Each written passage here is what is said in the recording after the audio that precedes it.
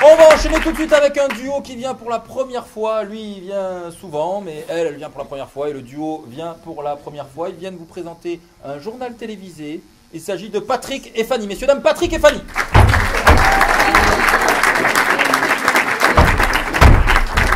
Mise en place du décor. Un truc de malade avec beaucoup d'argent.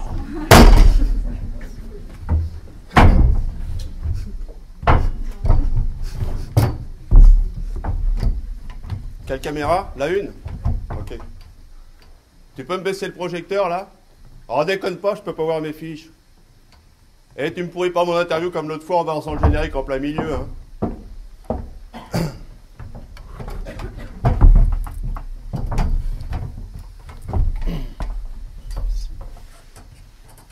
Générique dans 3 secondes.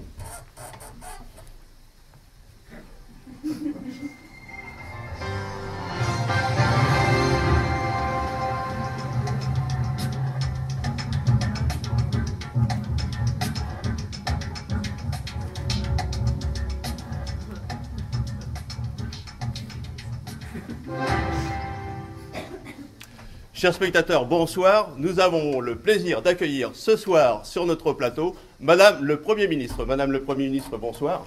Bonsoir. En préambule, je souhaiterais vous faire remarquer qu'on doit dire Madame la Première ministre. Ah, je l'ignorais. Je vous prie de m'excuser. Vous voulez bien recommencer, s'il vous plaît? Recommencer. Depuis le début? Ah oui, j'y tiens. Ne soyez pas stupide. D'accord. Chers téléspectateurs, bonsoir. Nous avons la chance et le plaisir d'accueillir ce soir sur ce plateau Madame la Première ministre. Voilà, merci. En même temps, on est en direct, hein. Madame la ministre, je voudrais que nous évoquions aujourd'hui votre action au niveau international et notamment, j'aimerais recueillir vos commentaires sur les derniers événements intervenus en Syrie. Oui, je n'ai pas eu connaissance des tout derniers événements, mais j'espère qu'il n'est rien arrivé de grave. La découpe du bois a toujours été une activité très dangereuse, mais sachez que je défendrai la filière bois et toutes les scieries nationales et internationales si nécessaire. Bien. Madame la ministre, revenons si vous le voulez bien en France, et je voudrais évoquer avec vous les dernières élections dont on peut dire qu'elles ont été un échec pour le parti que vous représentez. L'échec c'est quoi? C'est la lutte et la victoire d'un adversaire contre l'autre. Donc c'est un mot qui me convient tout à fait. Oui, enfin, on peut quand même parler d'une défaite. Ah oui, si vous le désirez, on peut parler d'une défaite parmi les nombreuses que nous organisons chaque année.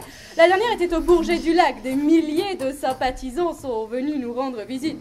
Écoutez, c'était assez incroyable. Ce Bourget du Lac était vraiment... écoutez, c'est un petit peu le... Ah non, merde. Bon. Mais qu'est-ce que tu fous? Oh non, c'est pas possible. Et le projecteur, je t'avais dit de baisser le projecteur. Pardon. Parce que le projecteur, ça éclaire. C'est le plateau, c'est ça. Enfin, Attendez. Vous m'avez invité ici pour me parler de vos problèmes d'éclairage? Non. Non. Parce que je vous rappelle, je représente le gouvernement. J'ai des choses bien plus importantes à dire aux Français qui nous regardent. Je n'en doute pas. C'est pourquoi nous allons passer au sujet suivant, si vous le permettez, qui va certainement intéresser un certain nombre de téléspectateurs. Je veux parler de votre nouvelle réforme sur la durée hebdomadaire de travail que vous voulez passer à 50 heures. Ce qui donne, attendez, 3 x 8, 54, 10, non, 4, ah! C'est chier, non? Faut que je recommence.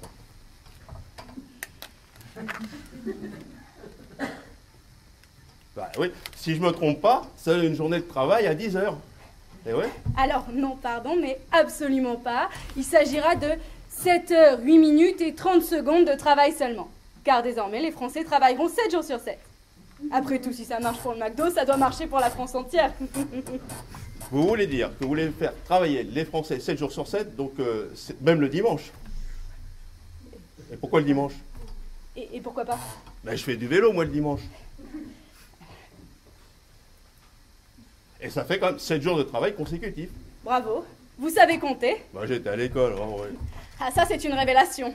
Non, ma famille, mes voisins, ils sont au courant. Moi aussi. Vous êtes au courant? Non, moi aussi, j'ai été à l'école. Faites bien de le préciser, oui. Dans une école très prestigieuse. Vous voulez parler de l'école buissonnière, je présume? De l'école élémentaire Voltaire. L'école élémentaire Voltaire. Oui, qu'y a-t-il de si étonnant? J'étais première de ma classe d'ailleurs. Vous portiez pas des couettes et une blouse rose? Si, et des chaussures aussi, très intéressantes. Et moi j'avais un anorak bleu clair et puis des Clarks. Mais tu ne serais Et pas... toi? Minette.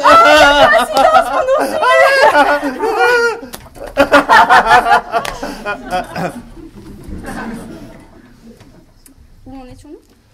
À la durée hebdomadaire de travail de 50 heures. Et tu es marié? Et aux 7h, 8 minutes et 30 secondes de travail quotidien. Non du hors-chez. Mais vous ne croyez pas que les Français se soulèvent face à une pareille mesure? Tu es libre alors? Nous avons entamé un dialogue avec les syndicats. Oui, et toi, tu es marié? Je suppose que les syndicats sont fermement opposés à une telle mesure. Non, j'étais en concubinage il y a longtemps et puis maintenant je suis tout seul. Les syndicats sont toujours opposés à toute réforme. Et tu es libre ce soir? Mais comment comptez-vous les rallier à votre cause? Oui, je suis libre. Par le dialogue. Rendez-vous ce soir 20h au restaurant Le Jardin Fleuri. Et vous avez des arguments? C'est d'accord. Des tonnes d'arguments.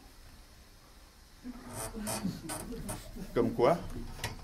La douceur, La tendresse, la séduction, le plaisir. oui. Mesdames et messieurs, ce journal est maintenant terminé. L'équipe se joint à moi pour vous souhaiter une excellente soirée. Quant à moi, je vous donne rendez-vous à demain soir pour une nouvelle édition de ce journal. Merci de votre attention.